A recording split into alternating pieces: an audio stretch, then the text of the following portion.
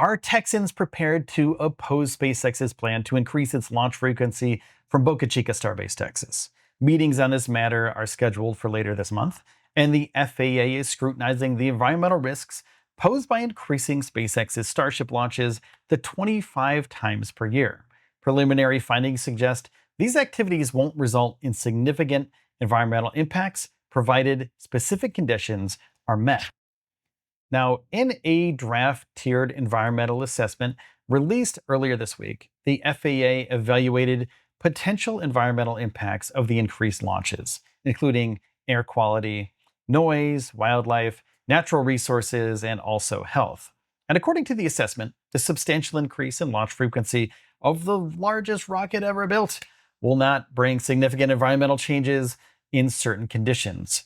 Now, the FAA has concluded that the modification of SpaceX's existing vehicle operator license for Starship Super Heavy operations conforms to the prior environmental documentation consistent with the data contained in the 2022 Programmatic Environmental Assessment. They noted that there are no significant environmental changes and all pertinent conditions and requirements of the prior approval have been met or will be met in the current action. Now, some proposed measures to address potential effects on wildlife include the use of a deluge system or the sprinkler system that's underneath the Starship launch site. Now, this is to manage rocket heat plumes, and an immediate cleanup response in case of hazardous material spills is what SpaceX has to do. However, SpaceX has not consistently demonstrated urgency in addressing issues that don't directly affect their operations at Starbase. Now, regarding other possible threats to wildlife, the FAA assures they're not permanent. For example, lighting on beaches might disrupt hatchling emergence from sea turtle nests. The FAA wrote, inappropriate lighting may also result in abandonment of roosting areas by terrestrial birds. However, this displacement is temporary. Also, the FAA has previously faced accusations of leniency towards SpaceX when reviewing environmental impacts in the Rio Grande Valley. These accusations came from the U.S. Fish and Wildlife Service and a group of South Texans who actually sued the FAA after the first Starship launch way back in April of 2023. Now, this current proposal acknowledges that increased launch events may affect and are likely to adversely affect threatened or endangered species and critical habitats under the jurisdiction of the U.S. Fish and Wildlife Service. And the FAA is consulting with the agency and plans to incorporate their insights into their final assessment. Now, residents near SpaceX's Boca Chica launch site are preparing their arguments against the FAA. The South Texas Environmental Justice Network held a community meeting to discuss the negative impacts of SpaceX's operations at Starbase. Now, encouraging attendance at public meetings, the FAA will hold on the draft environmental assessment later this month.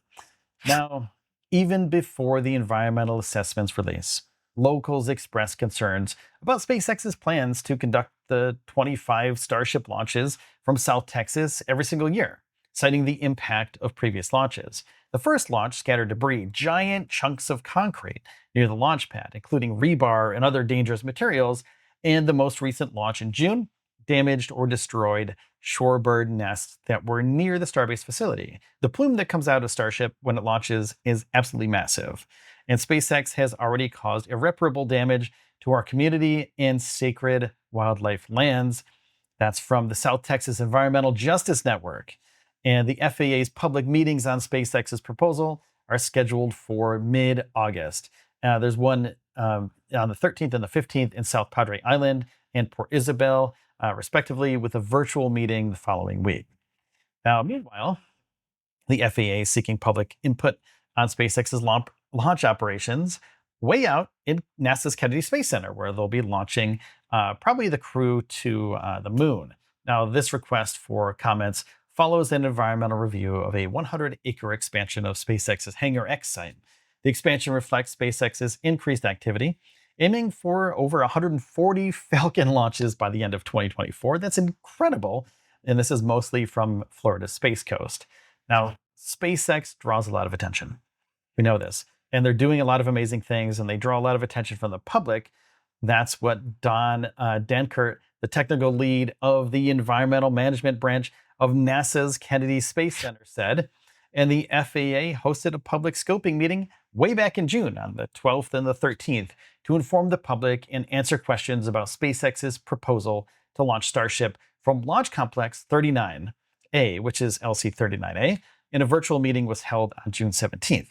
Now, this was full of representatives from numerous places, like the Department of the Air Force, the U.S. Space Force, the U.S. Coast Guard, U.S. Fish and Wildlife Service, Merritt Island National Wildlife Refuge, Canaveral National Seashore, and also SpaceX.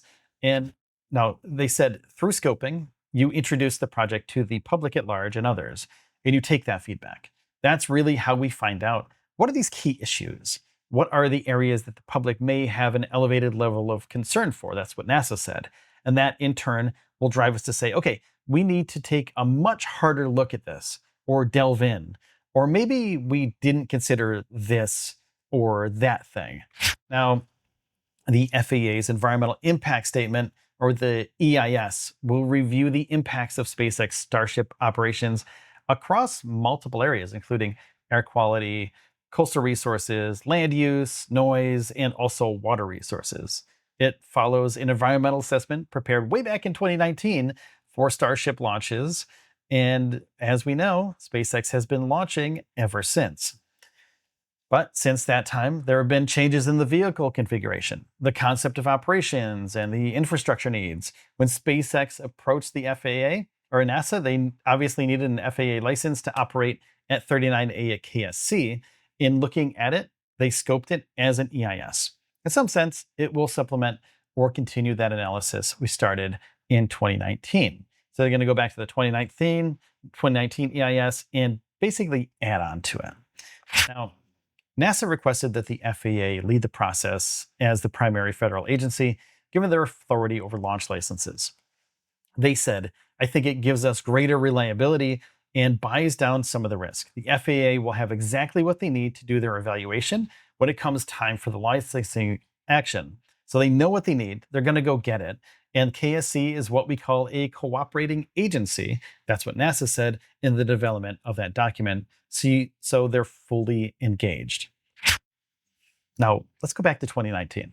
SpaceX's proposal was for 24 Starship launches annually with a different Starship design. The upper stage was to have 7 Raptor engines and land at either Landing Zone 1, LZ1 at Cape Canaveral, or on a drone ship. And the Super Heavy booster was to have 31 Raptor engines and land on a drone ship, with no plans to return to Launch Complex 39A. Now, SpaceX now proposes to construct additional launch infrastructure not previously completed or contemplated in the 2019 EA.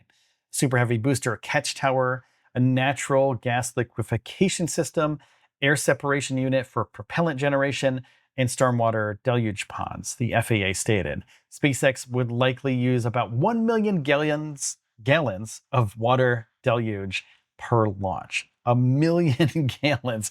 That's incredible. Now, a new proposal includes launching an advanced Starship and Super Heavy vehicle with up to 9 Raptor engines for Starship and up to 35 Raptor engines for Super Heavy. And at a high launch tempo of up to 44 launches per year, the Super Heavy booster would land at LC-39A to support reusability, with Starship landings no longer proposed at Landing Zone 1 at CCSFS. Now, the new proposal allows SpaceX to land the booster at LC-39A on a drone ship or to expend it at least 5 nautical miles off the coast. The Department of the Air Force is conducting a similar environmental assessment of Starship operations at Space Launch Complex 37, the former site of ULA's Delta IV heavy rocket. Now, in an FAA document outlining SpaceX's proposal, the agency argued that the only alternative to the proposed action as described in this EIS is the no action alternative. The FAA added LC-39A could provide time-critical mission capability to NASA for near-term lunar exploration on the NASA Artemis and Human Landing System programs. Additionally, LC-39A would provide launch site diversity for Starship Super Heavy to serve commercial exploration interests. Now, the FAA offered a glimpse into future versions of the fully integrated Starship rocket, stating it is expected to be up to 492 feet tall. That's 150 meters, depending on configuration, and approximately 30 feet in diameter. That's what they have now, compared to the current vehicle's height of 397 feet. It's about 100 feet taller. It's huge. So the document also notes the upgraded Starship will include 35 Raptor engines for the Super Heavy booster and 9 for the upper stage. The expansion is part of SpaceX's continuing development and goals for a fully reusable Starship vehicle to get us to the moon and eventually land people on the red planet of Mars. Thank you for watching today. If you could take a second on whatever platform you're on right now and either like or thumbs up, whatever it is on the platform, I'd greatly appreciate it. So thank you for that. And also, if you could, hit the subscribe button or the follow button on whatever platform you're on. It really helps out the channel tremendously. And it helps you out too, because not only will you get this channel, but you'll start seeing other channels in your feed that are spaceflight channels, all about SpaceX, all about NASA and spaceflight. So this is going to help you more than me. It's great to have you on board. And please, if you want to, leave a comment down below. What do you think of the FAA and SpaceX? What do you think of their environmental assessments of SpaceX? I want to know. I want to have a conversation down below. And that's about it today, guys. Take care of yourselves and each other. And I will see you in the next one.